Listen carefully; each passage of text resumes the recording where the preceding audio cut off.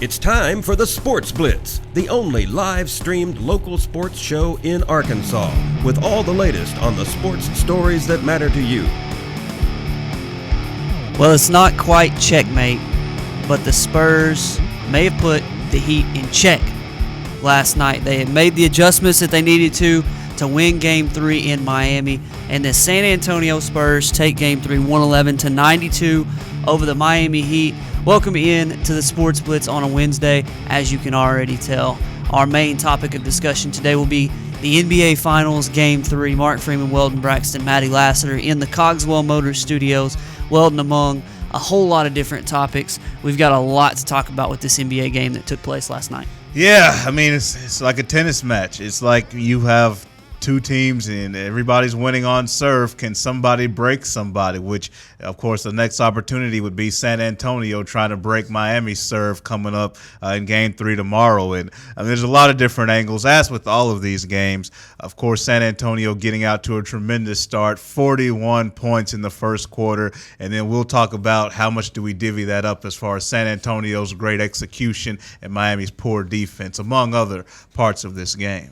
Whole lot of stuff that I want to get to, but we'll sandwich it around some other stuff because there are some big news topics that we need to get to today. Apparently, Donald Sterling feels like suing again, and looks like he's going to be suing himself. That's what the NBA, that's their stance right now, that he is going to be suing himself because the NBA was indemnified from any sort of suit that could come against him by Shelley Sterling. So he's suing the Sterling Trust, which is himself. So we'll see how that works because he's going after an injunction and he's going after all these different legalese. So Donald Sterling trying to sue the NBA for $1 billion with a B, and we'll see how it turns out. But this guy, man, it's as the Alzheimer's turns with this guy. It's hilarious. I mean, look, hey, I said this a couple of weeks ago. You really don't know what you're going to get from him from one day to the next. He's suing. He's backing off. Then he went to sleep and ate a sandwich, and now he's going to sue again. I mean, you really don't know. He ate a sandwich in his sleep, apparently. Yeah, I mean, he did. And then, you really don't know what you're going to get from Donald Sterling from one day to the next. It's silly. We understand he has issues. I mean, we know he's not all there mentally. And, sometimes late at night, when I have some time to kill and I can't quite go to sleep, sometimes I'll turn on, some of my favorite comedians, the Steve Harveys, the D.L. Hugleys of the world, kind of laugh before I go to sleep. I turned on Donald Sterling last night. I turned on his interview with Anderson Cooper, and I watched the edited, clipped version so I could just see the funny parts. And that was just like watching my favorite comedians, because when he speaks, it's always something that contradicts what he said the day before. And he respects somebody, and then they're a bum the next day, and he loves all sorts of people, but then they don't help. Did you hear about him going to the black church? I saw that too. Yeah, that caused some uproar. That's an idiot right there. Yeah, there's some varying sides to that issue, and he, obviously he's going to take any chance he gets to get some goodwill. I mean, the NAACP, we've already seen what they've done, which was really flat out inexcusable. You hit it on the head. And they asked him, like, Donald, why are you here? I'm here to support these wonderful people. He could these wonderful people. He couldn't even. I'm here to support the blacks. I love the blacks. They're my favorite. Donald Sterling is a friggin' joke, man, and we've talked about this for a while. It's sad to see. I don't know what he's trying to pull. I know that his attorney ought to be ashamed of himself, because it seems to me, and obviously we're here in Russellville, Arkansas. We're not in Los Angeles, so I can't tell you from sitting in an office with him. Seems like he's kind of prodding him along. Hey, man.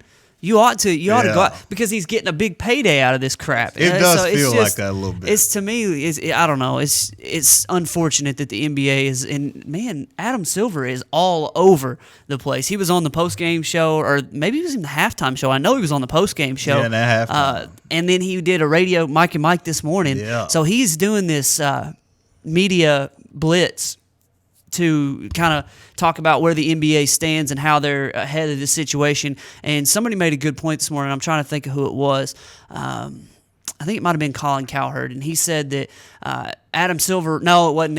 It was an Arkansas station, because they were talking about how Adam Silver is right now like Jeff Long was right after Bobby Petrino. Now, everybody loves him because he made this great decision or tough decision, and Adam Silver's trying to, I don't know if he's definitely not working for a raise like a lot of people thought Jeff Long was, but he's trying to capitalize on the goodwill that comes with making that decision to get rid of Donald Sterling. Yeah, the thing with Donald Sterling is, and Adam Silver, by the way, he has done a really good job of. He's really just been cool with it too. I mean, he hadn't panicked, he hadn't showed any signs of weakness. He's made his decision. Everything is flown the way it's supposed to be. He's not rattled by this recent suit. He acknowledged this morning on Mike and Mike, essentially saying Donald Sterling is something he's going to have to work out with his wife.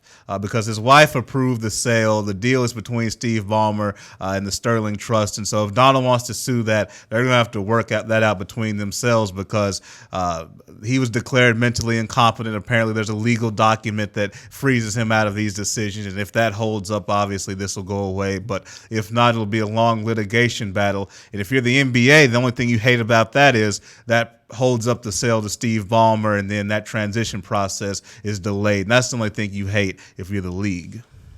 We'll see how it turns out.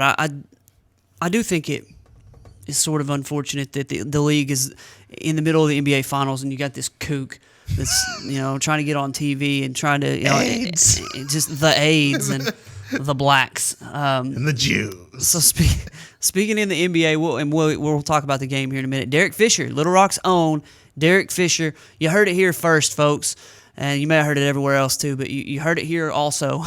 Derek Fisher, 5 years, $25 million to become the next head coach of the New York Knicks. Stop me if you're shocked, because I remember the game. I tweeted it after this Thunder loss, and he stands out there on the court in Oklahoma City, and he's just looking around. He's the last one on the court, and they've got the camera on him, and it's just this emotional shot of Derek Fisher just taking it all in. And I tweeted something like, the reason he's out there is because the next time he's going to be on a court is going to be at Madison Square Garden as the head coach of the New York Knicks, and it's come to fruition. Whether or not he is going to be Phil Jackson's puppet, it remains to be seen, but Phil Jackson got his man. And speaking of Madison Square Garden, how about the Rangers now down 3? Oh, we're not talking about that. No. Okay. The Kings are up 3-0 in the Stanley Cup Finals. Yeah, can close in New York. Congratulations. But we're not talking about that. We're gonna hey, World Cup. Go ahead. We're going to stick with Derek Fisher. By the way, Argentina's my team in the World Cup. I already told Go Germany. you all that. Germany. Sprechen Sie soccer. Our coach coached the German national team. Yeah, he's from Germany, right? Yeah. So, you're welcome, soccer fans. When it comes to Derek Fisher, though, you're right. We saw this move coming. You didn't get Steve Kerr if you Phil Jackson, so you get another person that you trust who has a high degree of intelligence, a basketball mind. And I think Derek Fisher has a chance to be really special as a coach because he's been in the league for a long time. He has tremendous relationships with players. He knows how to deal with players. So much talk about Kobe Bryant and how he was one of the few people Kobe trusted enough to get close to and put some trust into. That goes a long way. And just how he's dealt with people. I would even say Russell Westbrook, because we understand Russell Westbrook can kind of be hard to deal with if you're his coach or any type of leadership role when it comes to Russell. But I thought Derek's presence there really helped him become a better player. And so that's what the NBA is all about. You have to be able to command respect, but also understand that you're coaching grown men. You can't go out and be like, the Izzos and the Nick Sabans of the world and just dog people out and make them cry and want to go home to their mama. You can't talk to these millionaires like that. But at the same time, you still have to command respect. That's what I like about Doc Rivers. Doc Rivers kind of has that tough, cool mentality where you respect me, but I'm not going to curse you out like a dog. And that's what you have to have in professional sports. Derek Fisher has that presence. I think he will do a really good job. I mean, Phil Jackson's been up front. He hasn't hid the fact that, yes, I will be involved. I'll be on the floor during training camp, and we'll be putting some things in. But I do think he's going to let Derek have his voice and coach, though. I think he'll let him have that much. Man, I'm really out of it because I was having to look up what I just said, and apparently I said, speak the soccer. Yes, so I'm good. I didn't say anything like you didn't curse terrible. Yeah, I didn't say something awful. No, about Derek Fisher, I do think he's going to do a good job, and like you said, the fact that he's going to have Phil Jackson there on the sideline, the point yesterday was made that Phil Jackson made a proposal of sorts to the Lakers back in the day that, hey, let Kurt Rambis coach the road games, I'll coach the home games, and they were like, no. So, and he basically got to in his career because he didn't want to coach on the road anymore. He wanted to be comfortable at home. And apparently he's got a guy, even if Derek Fisher is going to be the head coach, I don't think Phil Jackson's going to come down and sit on the bench with him. That would be just a huge distraction. But having a guy like Phil Jackson in practice and in offseason and in the meeting rooms and those types of things, if he does decide to do those things, I think that can be a big advantage to them. So I think I like what New York did getting Derek Fisher. I think he's going to be a good coach. I don't even want to get into the topics of who didn't get a job and who did. Yeah. And I didn't hear Stephen A. this morning, griping about Derek Fisher getting that opportunity, did I? Well, actually, I heard him yesterday, too. Here's what he had to say. Let me get my Stephen A. on. Well, I'm happy to see that Derek Fisher got paid because Steve Kerr made his $25 million, and I was glad to see Derek Fisher get the same money. That's what Stephen A. had to say on the matter. Well, I mean, I'm just saying he wasn't upset because he got the offer and the option to get that job, and that's kind of curious as to why he would. I bet Jamel Hill has something to say today too about that. Moving on, it drives me nuts when they do things the way they do. NBA Finals here in just a minute, but before we get there, we talked about soccer just a second ago and Jurgen Klinsmann, and we're talking about the world of sports. We're talking about American sports. And we've got a guy who's come out, and this is the World Cup. This is soccer for those fans, both of you in the United States that care about the World Cup. He comes out today, or I guess last week, and he said the U.S. can't win the World Cup. Everybody already knew that. Right. But you don't, do you say that in America? And he comes out today, and he says again, he solidified his point, look, we're not good enough to win the World Cup. What do you make of him saying that? Well, I didn't like the comment. Look, it's one thing to try to play the underdog card and us against the world. Nobody believes in us. I don't mind that, but you don't do it in a way to where you say we flat out can't win. You can say the world counts us out. The world thinks we're just about football and basketball and baseball. They don't think we can play soccer. They think we're a joke that we're in the World Cup. You can play it up like that if you're trying to go for the angle of I want to motivate my team. I want them to rally around being an underdog. There's ways to do it, but to come out and say we're flat out not good enough to win the World Cup, that's not going to have the effect I think he wants it to have. I think he wants them to rally around each other, but I don't think that's the way you go about it. So we'll see what the U.S. does in the World Cup. We've talked about their group is tough. If they get out of it, then we'll see what they're able to do from there. It sounds like a loser's mentality, and that's the point that I've heard a lot of folks make. Look, you're making a lot of money to come into this World Cup and say we don't have a chance. Why do we have you as the coach? Then you're supposed to be able to help make a difference. I mean, I can understand if you got both hands tied behind your back because they haven't given you what you need, but this is freaking America. They're going to make sure that you have what you need as far as all the best in facilities and things like that. Yeah, you can't go get Messi from, where is he from, Argentina? My pick, that's right. You can't go get Ronaldo from wherever he's from, Portugal. Yeah. Yep. You can't go get the Brazilian dudes and all those other guys from other countries because they're from other countries, but you can put a team together that can compete.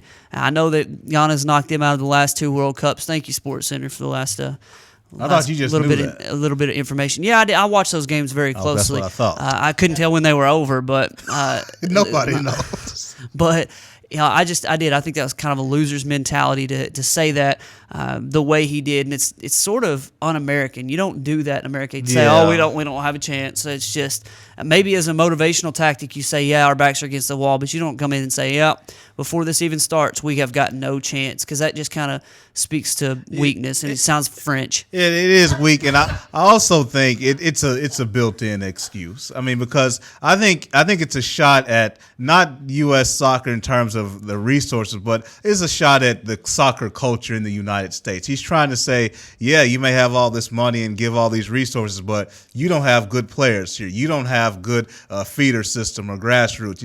U.S. soccer is inferior. Yeah, so it may be my job to win, but I'm just going to tell you up front, you don't have good enough players for me to work my magic. And when we don't get out of group play, you need to go back and look at that so you don't blame me. We'll see. All right, we got to hit a break.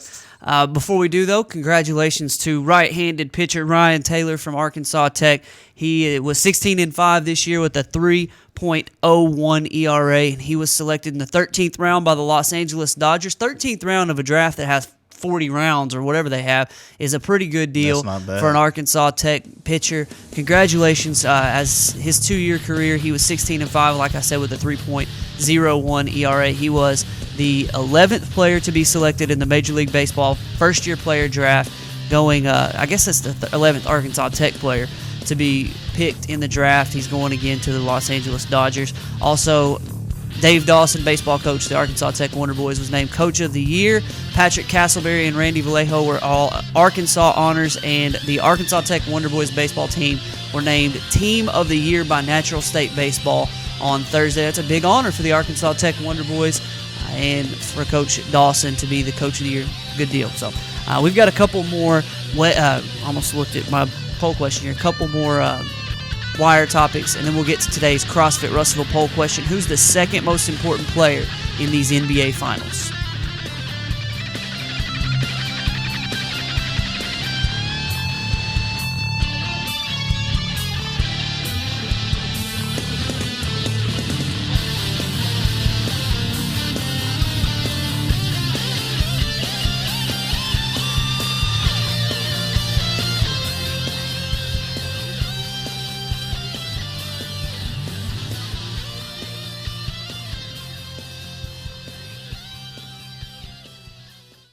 Hi folks, Richard Roberts with Cogswell Motors in Russellville. You know, we've been in business since 1949. A dealership doesn't stay in business that long under the same ownership unless you're doing something right, and that's taking care of customers. We have the largest selection of new Ford, Lincoln, Mazda, and pre-owned vehicles in the River Valley. So if you want the most for your trade, the best interest rate on financing, and the best price on a new or pre-owned automobile, come to Russellville and see us. We're at 1900 East Main, or visit us on the web at cogswellmotors.com.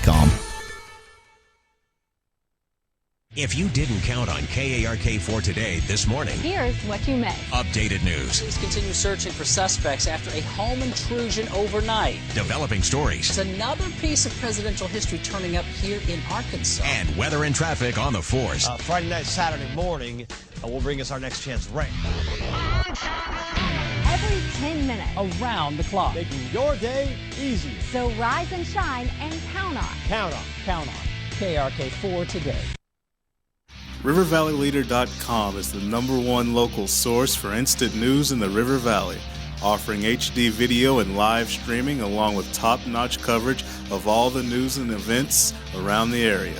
The River Valley Leader is the only place to go for all the information you need. Check out the newest local business featured on the site, as well as police news and coverage from important meetings, along with the personal stories, all at one convenient click. Check out RiverValleyLeader.com. Today, there are more than 20 brands of cars being sold in America. So to be noticed, Ford and Cogswell Motors have to go further than anyone thought we could. How does Ford stand out above the crowd? Not just with plug-in vehicles like the new 2013 Ford Fusion Energy that gets a projected 100 miles per gallon equivalent, but also with a line of gas vehicles equipped with the innovative EcoBoost engines combining power and efficiency, plus a full measure of technologically advanced features. We invite you to stop into Cogswell Motors today. We go further than anyone thought we could, so that you can go further too.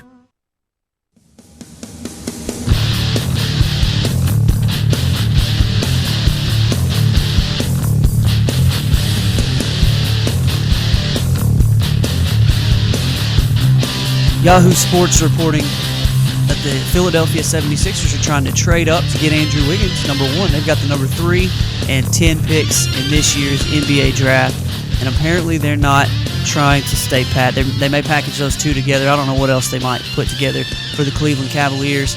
It shouldn't take too much. You give them a 4th-round draft pick, and you might be able to get the number 1 pick from them. There's only 2 rounds in the draft. Cleveland Cavaliers, pretty crappily run franchise, if you haven't understood that, from the past decade. They just, aside from winning the lottery 4 times, they haven't done much. So I would be interested to see what would happen if the 76ers, they've got, what's-his-face, Nerlens Noel. Right. They've got Michael Carter-Williams. If they could get Andrew Wiggins, they'd have a pretty nice young squad going forward. So that'll be interesting to see if they can pull that off. Yeah, I mean, they've got a good nucleus. You mentioned Michael Carter-Williams, Nerlens Noel. He should be playing this year. With Thaddeus Young, we'll see if they lock him back up long-term. He's in the last year of his deal. So, if I'm Cleveland, I'm looking at the situation, and do I do this trade? I'm a little more inclined, depending on how I feel about Wiggins, I'm a little more inclined to look at it because of the depth in the draft. Now, depth doesn't mean anything if there's that dude at the top. I mean, you know what I mean when I say that if that dude is at the top that you like, it doesn't matter about how deep the draft is. But if you're kind of lukewarm on Wiggins and you're kind of okay with what'll be around, later in the draft, then I would say look at it. You can get 2 quality players, but if Wiggins is your guy, then I still think you make the pick. But, are you thinking about how does this, who can we put around LeBron James? Are we kind of figuring that out as well? So we'll see what the Cavaliers are thinking. Well, and it kind of also depends. If they give you the 3 and the 10, who can you get at those positions? There were some folks who were saying before that Andrew Wiggins might last to number 3. There were some folks saying Embiid would go 1 and Parker would go 2 or some iteration thereof, and then Andrew Wiggins would be number 3. I doubt that. Yeah. I highly doubt that. And if you can get a guy, if you're Cleveland, that you like of those other 2, Wiggins or Parker or Embiid, and Wiggins is going number 1, then maybe it is worth it for you to do that. And if they give you the 3 and the 10 for number 1, it depends on what you can get at number 10. They may want an expiring contract or something like that, just like you said, so they can have some money to make a run at LeBron. I would be so surprised if LeBron James ever played for Dan Gilbert again, though. Yeah, I would too.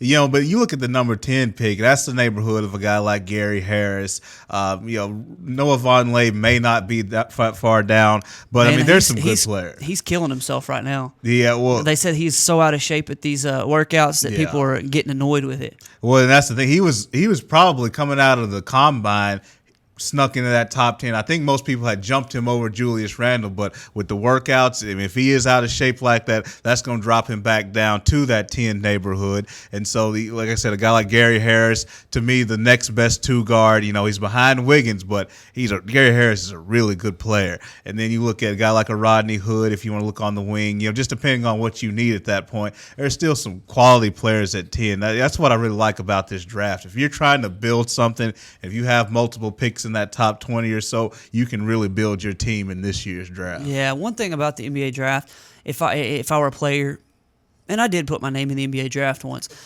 if I were a player and I wasn't guaranteed, like I'm going in the top 3 to one of these teams that's rebuilding or something like that, that has some pieces like Weldon said, and I were going to go to like a Milwaukee Bucks type, okay, we're going to be right on the fringe of the playoffs every year, and that sucks.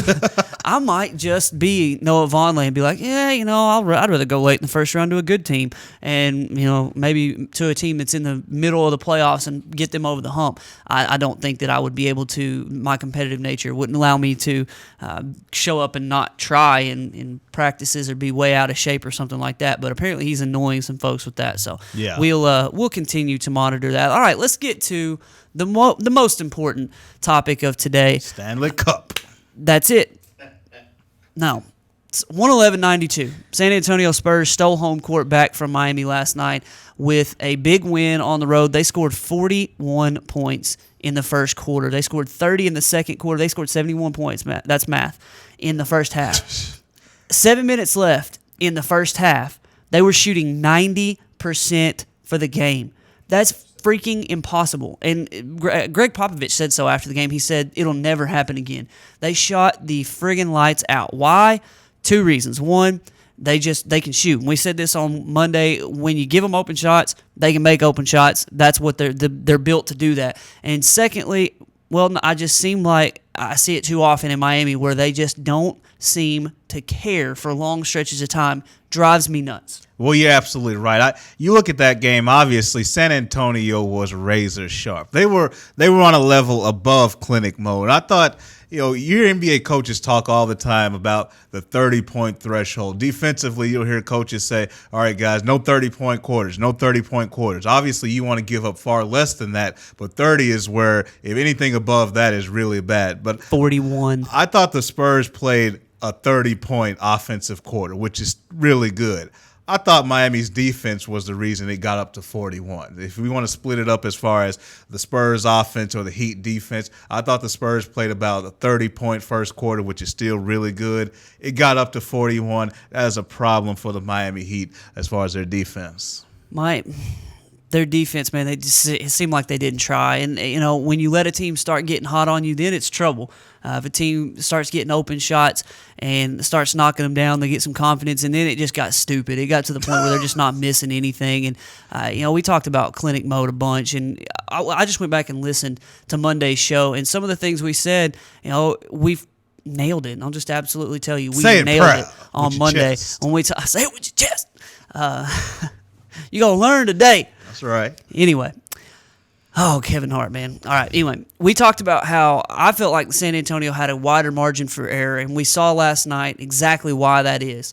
LeBron James scored 22 points. I think he had 16 of them in like the first quarter and a half, and he didn't do much else other than that. 5 rebounds, 7 assists, 5 steals. That's, like I said, that's an average game for LeBron, below average in scoring and rebounding. But San Antonio has more guys who can contribute, and Miami is putting a whole lot on the shoulders of LeBron James. Well, they put it on LeBron James and Dwayne Wade. 7 turnovers for LeBron, 5 turnovers for Dwayne Wade. I'm not sure both of those guys got all the turnovers that they actually committed last night. 21 to the negative in the plus-minus from LeBron James, 9 in the negative for Dwayne Wade. There's only one guy on the entire team, if I'm looking at this correct. Yeah, James Jones, who was in the positive, and that was at the end of the game when it was already over.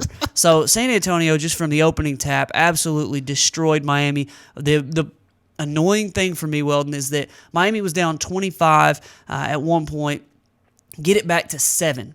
The effort that it took to get down 25, and we don't care, and then to get it back within 7. Well, think about if you do that from the start when you're tied. You're up 15 instead of down 7 still. It just absolutely drives me nuts when they don't put out the effort. LeBron James said as much. Ray Allen talked about how he was upset. He was like almost mad about the effort that they put out. To me, in an NBA Finals game, I know that they've been there and done this. This is their 4th Finals in a row, two-time defending champs. It's unacceptable to come out and lay an egg like that, especially at home. Yeah, I agree with you. And look, and I'm not talking about you. I'm just talking about in general, because it's after a Heat win or a Spurs win. We got to calm down after these games. So the Spurs were just finished before last night. Now Miami's pitiful. Yeah. We all got to calm down. It's about effort. We got to calm down for one thing. And I think with San Antonio last night, they got rolling. And when San Antonio gets rolling offensively, it's really hard to beat them. But the thing about it is, and the reason why I look at the LeBron James, he is the Miami Heat's team, and I agree with you there. The reason why I still say San Antonio is sensitive is because all those great production they have as far as players, they all are similar in that if Patty Mills isn't going, then or one guy's not going, there's a good chance that Bellinelli, Mills, Danny Green, it's like they're all like a bundle. And when something's just off with the flow, then you can pretty much forget those guys that exist. I thought San Antonio just got in that rhythm where they're all going. You get back, Miami grinds this thing out, it gets a little more physical. Those guys I just named won't even exist anymore. Then you're like, look at these old dudes at the YMCA. They need to go sit down, Tim Duncan and all those guys. But let me say this about Miami's defense. There's a coaching battle here. We talked with our good friend Jason the other day, and I think you and I agreed that it's still a player's game, but he brought up the coaching issue. For me, there's the one coaching battle that I love watching these last few games is San Antonio's offense against Miami's defense when it comes to pick and roll. That's the chess match. You saw Eric Spoelstra switch a lot in Game 2 and in Game 3. And Pop said, okay, and you heard Jeff Van Gundy comment on it. Okay, Miami switching screens, so San Antonio, they're changing the screen. They're going to change the angle. They're going to change the direction. They'll change it late to where if you're Miami, you're really guessing as far as trying to switch. You're going to leave guys open. And so I thought Pop made a great adjustment trying to burn Miami for doing a lot of switching. That was another good defensive adjustment. And when they did, they get layups, so they'd get a guy in the middle of the paint. Everybody collapses to him. He kicks out to an open shooter, and they hit it. The one thing that I don't mind that as much because you're trying to scramble and recover. And you're not necessarily out of position as much as just trying to put out some effort. What I don't like is when Miami just lets somebody drive by him. Like Dwayne Wade, more than once. He's just been, Tom Haberstroh said it best, he's playing philanthropic defense right now. He's just so nice and giving right now. He just lets somebody drive right by him. Somebody has to help. And it's not like, he made a great move and crossed me over. It's like, I'm standing here foot in cement and he drives right by me. Somebody has to help give a wide open three to Danny Green or Kawhi Leonard or somebody else, Boris Diaw, and it's just so frustrating to me to watch that type of effort. Knowing that Game 3 is not indicative of Game 4. You're going to see in Game 4, Miami's going to come out. I'll just tell you how this is going to go. San Antonio is going to try to survive an early onslaught. Miami's going to try to blow them out in the first quarter. If Miami can do what they want to do, it's not going to be a close game. Weldon made the point on Monday that San Antonio can't win this series if it's a bunch of close games. I've seen the last year and now in 3 games that Miami is the better team in close games. Last year, it was a series of extremes, which I hated. It was San Antonio wins by 30, Miami wins by 30, San Antonio by 20, and I said this on Monday. And then it got down to the end, Miami wins Games 6 and 7 close. Is that a surprise? Well, Miami, like I said, when all things are even, they have LeBron James. Last night, San Antonio came out and blitzed them. Miami's going to try to do the same thing in Game 4. I would, as a Miami Heat guy, I would prefer Miami do that, but I would prefer to see a good series. And to me, these series of extremes, that just drives me nuts because, like you said, you go from one team is terrible to the other team's terrible in one night. And I would rather see 7 straight games of, oh man, it's down to the wire and this team made a play and that team didn't or whatever, rather than, this team just didn't try tonight. They got down 20 in the first quarter and that was it. Okay. Good analysis. Let's look at some specifics in here now. Let's get down to some nitty-gritty here. Your boy LeBron James. Obviously, he's going to be the main topic of conversation here. LeBron James, I don't know what was going on. He was awful. May have been the worst playoff game he's ever played. When LeBron James is walking, that's when I really start to say, what's going on here? I mean, he's had offensive fouls before. He's missed jump shots before. We know that's, he'll do that sometimes. But when he's traveling, I mean, come on now, what's going on? I will say this about Kawhi Leonard. I thought he did a really good job of playing with better leverage. I think one reason why he had more success, he was breaking down defensively. I can't tell you how much that means. He turned himself into a 6'4" player, which I think is more effective on LeBron when you get in his kitchen. So he tried to get up in him in Game 2, but he was too high. And it's like football. I coach football. When you're too high, you don't have the leverage advantage. You don't win the battle. So I thought Kawhi Leonard breaking down, getting underneath LeBron, getting in his kitchen because, look, LeBron James is the best player on the planet. It's not even close. He can play point guard, but he's not Chris Paul, Tony Parker, Rondo, one of these little guys that can bebop around and just dribble, real close to the ground. He's a big dude. When you're a big dude, you don't like doing a lot of this little bitty dribbling and somebody getting underneath you. It's uncomfortable. I thought Kawhi did a really good job of getting underneath him, making him uncomfortable, pestering him. I thought that was a big part of his success. And obviously on offense, Kawhi was really good. Glad to see him bounce back. I didn't think last year's finals was a fluke. It was starting to look that way because he was playing poorly in games 1 and 2, but he reminded us that he's a young stud in this league. LeBron, we just mentioned, played terrible, and I don't want to ever be too far on one side to go to the other and talk about the negatives. He had 7 turnovers and he played awful. But a lot of that credit needs to go to Kawhi Leonard, and I hate the San Antonio Spurs. I hate them. I hate them because I like the way that they play, and I hate them with the healthy respect is really what it is. They play the game the right way. They pass the ball around. They had 5 guys in double figures last night and another guy with 9. They're just a good team. Kawhi Leonard is balling. He is playing outside his mind. 20 points in the first half. I think it was 16 in the first quarter.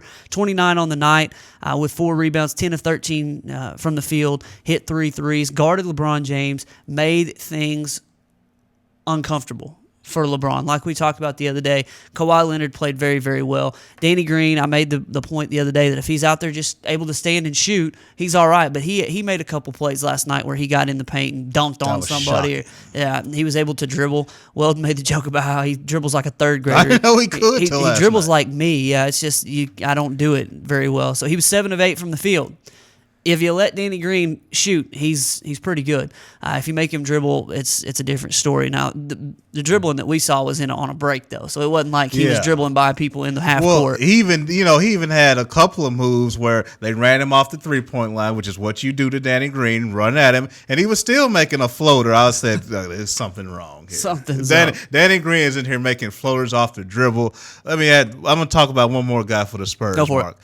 Patty Mills, because Patty Mills, when you look at these two teams this year and last year, effectively replaced Gary Neal, who took the money to go play for Milwaukee. And yeah, congratulations if that's on what that. you want to do, you made your money. I want to talk about that too. But Gary Neal was like Danny Green. See, last year they didn't have anybody else other than Parker and Ginobili who could dribble the ball. And that was really a problem versus Miami's pressure. This year, Patty Mills now gives them another guy that can handle the basketball and dribble. And so he's kind of an upgrade in that way from Neal. Not quite the shooter Gary was, but he's an upgrade as far as a ball handler. And, a month ago, I thought if they get in the finals and he has to match up against Cole or Chalmers, depending on rotation, he could make a difference if he can win that battle. And we've seen Chalmers and Cole was all right. Has been awful. Yeah, Cole's been all right. Chalmers has been bad. That Spurs second unit. I've talked about the Heat's role players and why I really don't have a good feel for this series because the Miami role players, it's a good and a bad thing, Mark. It's like you can reach your hand in the bag and just pull something out. To their credit, they can have guys who don't play for 5 games come in and hit 5 threes. Yep. And sometimes that's a bad thing because you play those guys continuously and they have 3 straight games of not scoring. So that's just how the Miami role players go. Very true. That's very true. I want to look at a couple more things real quickly about this game. I just pointed them out statistically. 20 turnovers for Miami to 12 for San Antonio. It's a flip back to game 1. Well, no, actually it was game 2. Game 1, San Antonio had 23 turnovers, overcame it, and won the game. Game 2, they got it back under control, weren't turning it over as much. I think that was a Popovich coaching decision sort of thing. It was an adjustment that he made. I heard the stuff that he was saying to Tony Parker after the game too, which I think was really cool, the way he addressed him and the way he talked about how he played and handled himself and ran the team. I'm really, it comes down to 2 players for me on San Antonio's team because you know what you're going to get from Tim Duncan, and this is where I want to answer the poll question. You know what you're going to get from Tim Duncan and Parker and Manu Ginobili to an extent. You know what you're going to get from him, a lot of effort, some big plays, good and bad. Yeah. But it comes down to 2 players for San Antonio and 1 player for Miami. You know what you're getting from LeBron. Chris Bosh has been decent. He didn't get the touches he needed last night. He only had 9 points, but he's 4 of 4 shooting. 2 players for San Antonio, Danny Green, Kawhi Leonard. If those 2 are playing well, San Antonio's got a chance. If they get shut down, San Antonio's in trouble. Even if Parker's going crazy and Duncan's playing well and Ginobili's playing pretty well, it's a tough game for them because they need the others, as we mentioned. I agree. And for Miami, it's all about Dwayne Wade. Which Dwayne Wade shows up? The one who is in the media talking about how he doesn't know if he wants to take less money to play with these guys. And the guy who has 5 turnovers and just absolutely cannot handle the basketball or guard anybody because if he's just trying to score and he's just a scorer, okay, it's good because I said before the game I thought he could be the leading scorer in this game because he needs to make that kind of difference. But if Miami gets virtuoso Dwayne Wade games, knowing what you're getting from LeBron, they can win the game if nobody else plays that well. LeBron James is going to be himself. I wasn't real happy with the way he kind of stood around in the second half of last night's game. Maybe he got tired. I don't know.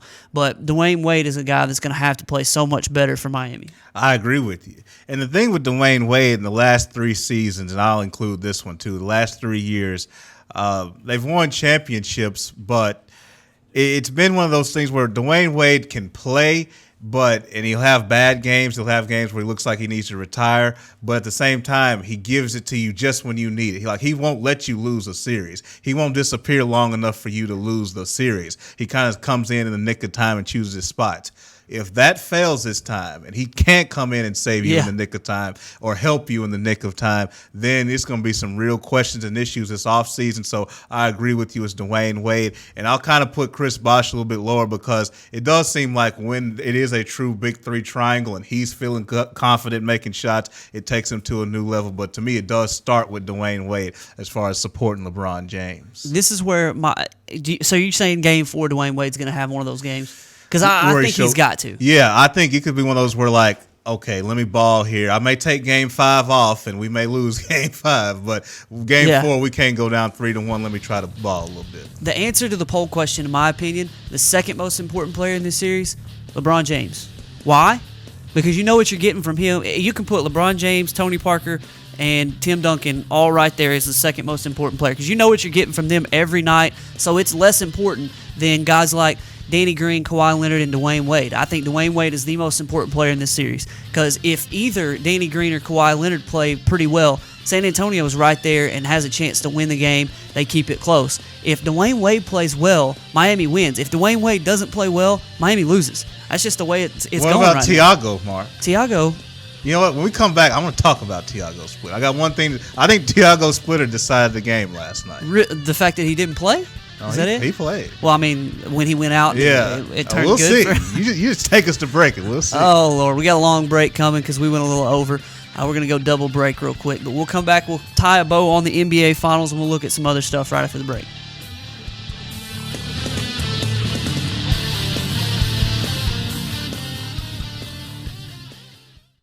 Hi folks, Richard Roberts with Cogswell Motors in Russellville. You know, we've been in business since 1949. A dealership doesn't stay in business that long under the same ownership unless you're doing something right, and that's taking care of customers. We have the largest selection of new Ford, Lincoln, Mazda, and pre-owned vehicles in the River Valley. So if you want the most for your trade, the best interest rate on financing, and the best price on a new or pre-owned automobile, come to Russellville and see us. We're at 1900 East Main, or visit us on the web at cogswellmotors.com. If you didn't count on KARK4 today this morning, Here's what you missed. updated news, Police continue searching for suspects after a home intrusion overnight. developing stories, There's another piece of presidential history turning up here in Arkansas. and weather and traffic on the force. Friday night, Saturday morning will bring us our next chance rain.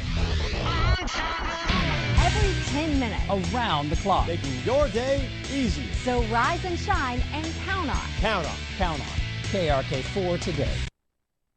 RiverValleyLeader.com is the #1 local source for instant news in the River Valley, offering HD video and live streaming along with top-notch coverage of all the news and events around the area. The River Valley Leader is the only place to go for all the information you need. Check out the newest local business featured on the site, as well as police news and coverage from important meetings, along with the personal stories, all at one convenient click. Check out RiverValleyLeader.com. Today, there are more than 20 brands of cars being sold in America. So to be noticed, Ford and Cogswell Motors have to go further than anyone thought we could. How does Ford stand out above the crowd? Not just with plug-in vehicles like the new 2013 Ford Fusion Energy that gets a projected 100 miles per gallon equivalent, but also with a line of gas vehicles equipped with the innovative EcoBoost engines combining power and efficiency, plus a full measure of technologically advanced features. We invite you to stop into Cogswell Motors today. We go further than anyone thought we could, so that you can go further too. If you didn't count on KARK4 today this morning, Here's what you missed. updated news, Police continue searching for suspects after a home intrusion overnight. developing stories, There's another piece of presidential history turning up here in Arkansas. and weather and traffic on the force. Friday night, Saturday morning will bring us our next chance rain. Every 10 minutes. Around the clock. Making your day easier. So rise and shine and count on. Count on. Count on KRK4 today.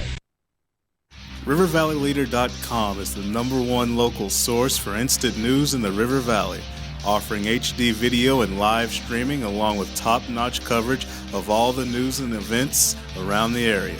The River Valley Leader is the only place to go for all the information you need. Check out the newest local business featured on the site, as well as police news and coverage from important meetings, along with the personal stories, all at one convenient click. Check out RiverValleyLeader.com.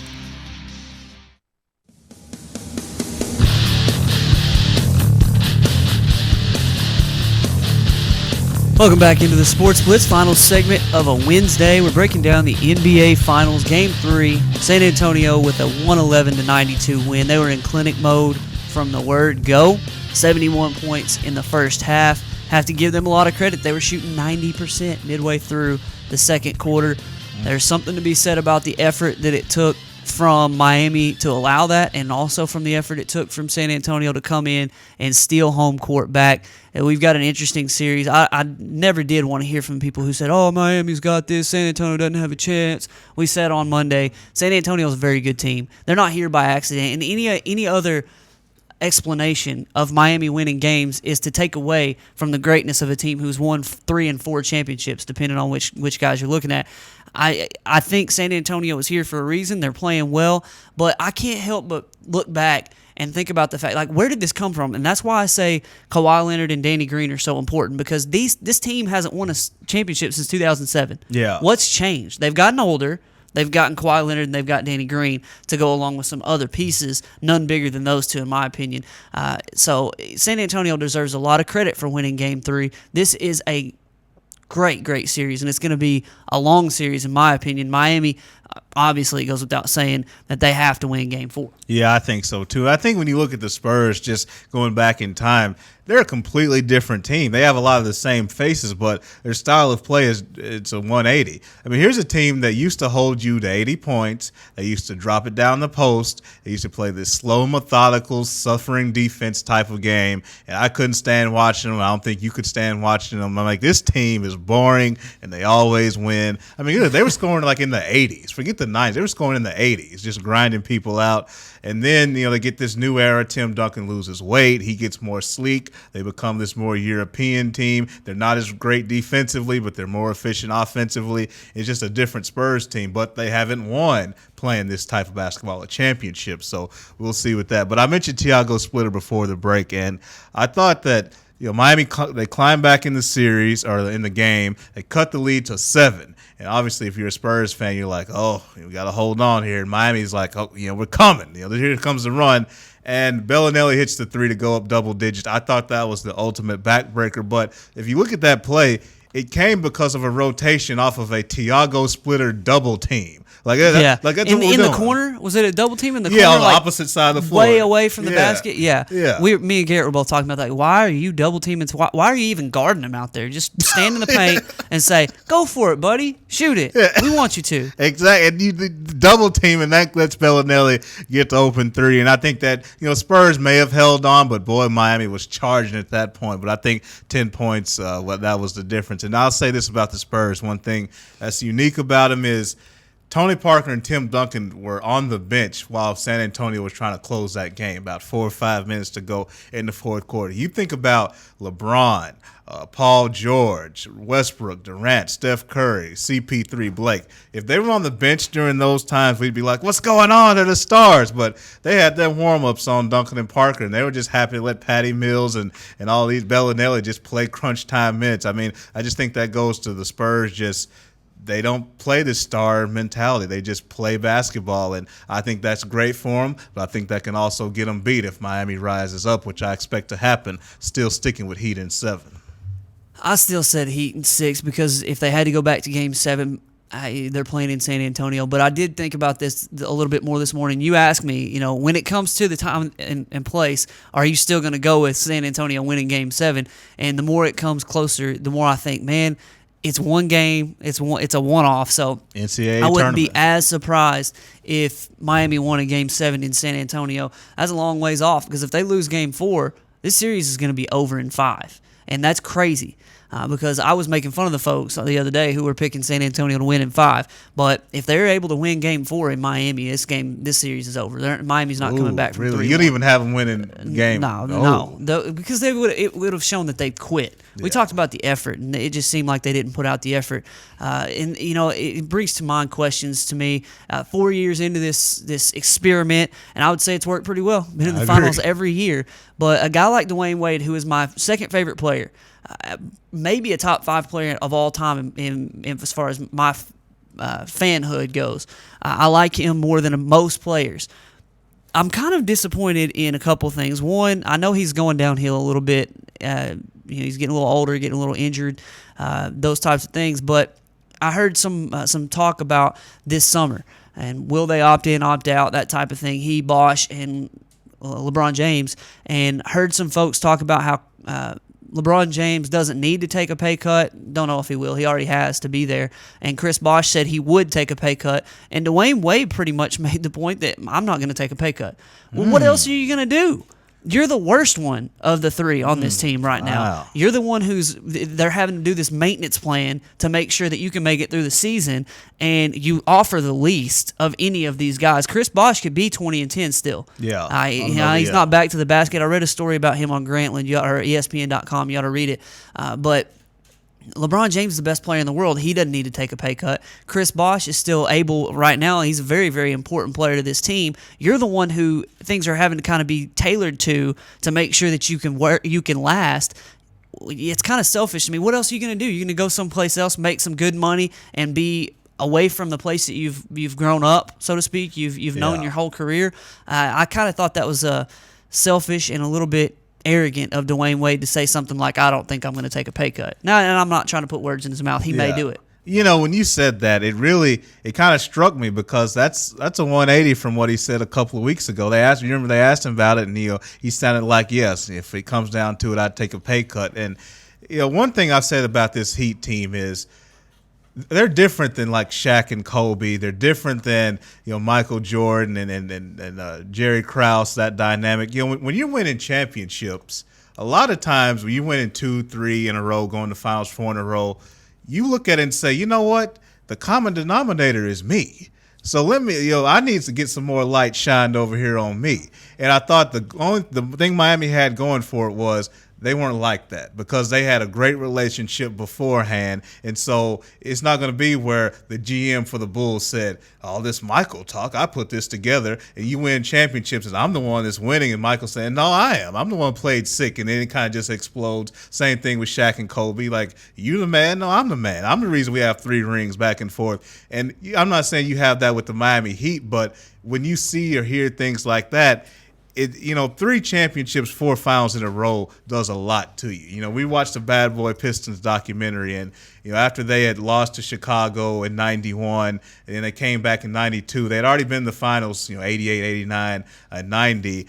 Bill Laimbeer and Isaiah Thomas got in a fight in practice, and they were just like, you know what?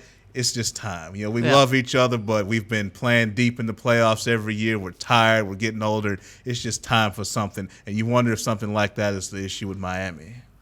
It would have made more sense if that had happened after year 1. But after year 4, when Dwayne Wade's going down still, it's just like, what else are you going to do? You're going to go someplace else and make more money for what? You're not going to be playing with the best player in the world anymore. You can be the guy. You can go Gary Neal on it and go someplace else and make some money, but not have as good a team or any chance to win a championship, because I don't see any scenario outside of maybe going to Houston and they've already got James Harden or somebody, some place where they're already a stacked squad, and for Dwayne Wade to have a chance. So he needs to be in Miami. They all 3 are going to have to take a little bit less if they want to stay together, and then they're going to have to they're going to have to take less this time than they did last time, because they're not going to be able to find the cheap veterans, because Ray Allen ain't walking through that door. Shane Battier, Mike Miller, those guys, they're just not available. We went and looked through this the other day. They're going to have to retool after this year, and it's going to be tough. So I'm very interested to see. I don't think that LeBron James and Carmelo Anthony are going to end up on the same team. Let's put it that way,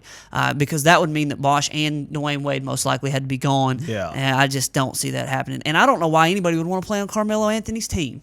I'll just be honest with you. I mean, if it's on the Olympic team, okay, because there's only one basketball. We're all stars here. Even Kobe passed, which Kobe passed. They all kind of took a little bit less because it's for the country, and is for 2 weeks. Carmelo Anthony for a season, no, I wouldn't want to see that. I want to see this big 3 kind of stay together. I want to see Dwayne Wade play up to his capabilities, and Miami's really the only spot for him. I'll say this about Carmelo. If you give me LeBron James, I'll take him. I think there's something to be said for being on LeBron James's team from a selfish standpoint, from an effort standpoint, which is ironic because we're condemning their effort. But LeBron James, he plays so hard. Normally, you don't question the effort of his teams. And so that's why, I know you can't stand Rudy Gay. I think Rudy Gay would be a much better player if he played with LeBron James. I don't know if Carmelo would submit to LeBron. That's the only problem I see there, because they're the same age. that came at the same time. They're looked at more as rivals, even though we know LeBron's better. But you look at a guy like a Rudy Gay, think of any of these talented players who are kind of wasting their career because they're not disciplined or they don't play hard, but they're kind of talented. I think those kind of guys would really fit with the LeBron James because he insists on effort. Think of the Ira Newbills and the Eric Snows and the Sasha Pavloviches. Yeah, I went all the way back there. You did it. You did that. I mean, we know they weren't good, especially Eric Snow at that point in his career, but they played hard. I give LeBron a lot of credit. I know you love him. The thing I love most about him is his effort is unquestionable. He plays hard, whether it's the Bobcats, the Bucks, or the Lakers on Christmas Day. Dude just plays like he's on a 10-day contract. Except for in the second half on offense yesterday. I was me and Garrett Hill, Coach Hill from Pottsville, I talked to you Monday about some of the stuff that he had to say about LeBron, and it was all validated again last night. Sometimes he does this. He'll just go stand in the corner. And it's just like, I don't know if he's tired from having to guard Tony Parker around, all over the place, or if it's from putting out too much effort in the first quarter, offensively scoring all those points, or if he just got out of rhythm because he's trying to get other guys involved. But it is absolutely maddening to me to watch him not go at somebody offensively. You see in game 2, he's hitting jump shots and he's strutting down the floor, and then in game 3 he won't even shoot that shot. It's just kind of odd to me. He didn't take any, as far as I can remember, he didn't take more than maybe 2 or 3 shots outside the paint, just jump shots in the game, and that's just weird to me. I know he shoots a great percentage, but and I know they got down really quickly and he needed to take a higher percentage shot, or the Heat needed higher percentage shots, but it was odd to me to see him not dominating like he normally did. He got 5 fouls, a couple of questionable ones, but I mean, it's neither here nor there. It was a fairly even game, and the officiating obviously had nothing to do with it. But I was a little bit, I don't want to say taken aback, but LeBron is going to have to play better in game 4. I think he will.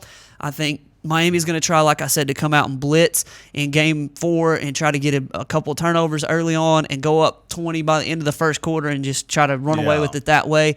I think your point early on is very well spoken, that San Antonio needed 2 blowouts to win this series. Well, guess what? Last night they got one. So if tomorrow night Miami gets theirs, this series is even. Going back to San Antonio, still got home court advantage as far as getting 2 games in San Antonio. If they're able to win one of them, they'll be right back there in San Antonio. So I don't know. I'm looking for Miami to win the game. I think it's more of a must-win than ever before because they're not winning a series going down 3-1. I told you yesterday, or on Wednesday, or Monday. Yeah, today's Wednesday. I have to get my days right. But on Monday, I love even number games in series because somebody's desperate. Odd numbered games are great because both teams have a chance to pivot the series, but I love even number games because somebody's desperate. Somebody doesn't want to go down 3-1. Somebody doesn't want to go down and be facing elimination. And so again, it's like tennis. Miami is on serve. Can San Antonio break them? Miami couldn't break San Antonio on serve last night. Can San Antonio break serve, win 2 games in Miami? That's almost unheard of. I can't go as far as to pick that. I can't see that happening. But if you're Popovich, because the Spurs are kind of weird too. Sometimes they'll rest and kind of mail it in, just rest up. Yeah. And they'll do that sometimes. I want to see if Pop does that. There ain't no way. If they get really aggressive, because he got aggressive in game 2. He played Tim Duncan more minutes than Duncan had played all year long, trying to go up 2-0. It didn't work. So I want to see if it's in a situation again, will we play those guys more minutes again to try to go for the throat and go up 3-1. I think he'll put out a whole lot of effort early to try to stem the tide and take this game by the throat, take the series by the throat. And he's one of those that if you're down 15 with 7 minutes left in the game and the starters are on the bench for the first half of the fourth quarter, he's going to leave them there. It's over. Who cares? We lost. We'll come back next game and these guys won't have played all those minutes. That's the Popovich that and it's a little arrogant, but it's also smart. He's saving some miles for some guys. Well, you saw what happened against Oklahoma City. It's like, I'm sick of you. Sat Duncan, Parker, and Patty Mills and all them came back and almost won the game. Yep, Matt Bonner. God, was he the Red Rocket? The Red Mamba, yeah. Red Mamba. Yeah, that's what they were, the Red Mamba. Oh, Lord. All right. Well, we have broken down Game 4 in great detail. I'm picking a Miami win. Me too. We think that Miami will be able to get – it's absolutely imperative that they win this game because it's game 4 at their place. You can't lose both games at home in Miami. I see LeBron having one of those 40-point nights. The only thing that scares me is what will you get from everybody else? What will you get from Dwayne Wade? Please, Wade, play well. If he can play well, Chalmers is going to get to sit down a lot. You give me Norris Cole. yeah. I might even start Norris Cole and just say, "See, Chalmers, this is what's going to happen if you don't get your crap together." See, and I like the James Jones, but that's what I'm about to say. See, I think you got to play Coles, but at most, I don't want to see a point guard especially in the crunch time. Yeah. I want to see LeBron handle. I want to see Ray Allen. Maybe a Lewis or somebody with Chris Bosh. The no point guard look. That's what they like. And last year, and Mike San Miller Antonio's was trying to play 2 to make them play 1. Yeah. They're playing Mills and Parker together, which it basically tries to force Miami's hand. Ray Allen has to guard somebody quick. Yeah, I would put Ray Allen on Patty Mills any day of the year and be done with it because that's a mismatch on both ends. Yeah, well, yeah, and more of a defensively, mismatch for Patty Mills, I think, because Ray Allen can run him off all these screens and hit threes. Yeah. So we'll see. The chess match, as I alluded to early on, has begun, and we've got a couple games left to decide this NBA Finals. I just really like Miami. I'm just going to go ahead and put in my order. Get this done before Game 7 because I'll be at church camp for Game 7. I won't get to watch just like I did last year, and that'll hack me off. Well, excuse me, do you want some coleslaw since you over here ordering, placing an order? You want some slaw on the side? No, I don't like coleslaw, but I'll take extra chicken, grilled chicken, please. All right. Trying to lose some weight. Yeah, cookout. Finally, real quickly, before we head out, Maddie, you can roll the music. We're ready to go and get out of here for the day. We're a little late. Where am I at here? Here we go. Chris Oliver signs with the Phillies. I think he got a $550,000 signing bonus. 4th round pick there from the University of Arkansas. He's probably the first of a few that are going to sign. Brian Anderson will sign. Some of these other guys will sign. Yeah. But Arkansas is also going to get some recruits in that they didn't know for sure if they were going to get. Yeah, I mean, it's always good when your draft picks don't go where they expect to go. That means they'll probably come to campus. So, looks like Arkansas baseball in the hunt for an SEC championship next year, and they're going to get some guys back that they didn't know about, and then some recruits that they didn't think were going to make it to campus. So that's going to be good if they don't get some otherworldly signing bonus to go in the draft. So we'll keep you up to date with that on Friday. We'll look back, I guess, at Game 4 of the NBA Finals and look forward to Game 5. Will it be 2-2? Will it be 3-1? I'm picking 2-2, so is he. Could be 3-1. That'd be crazy.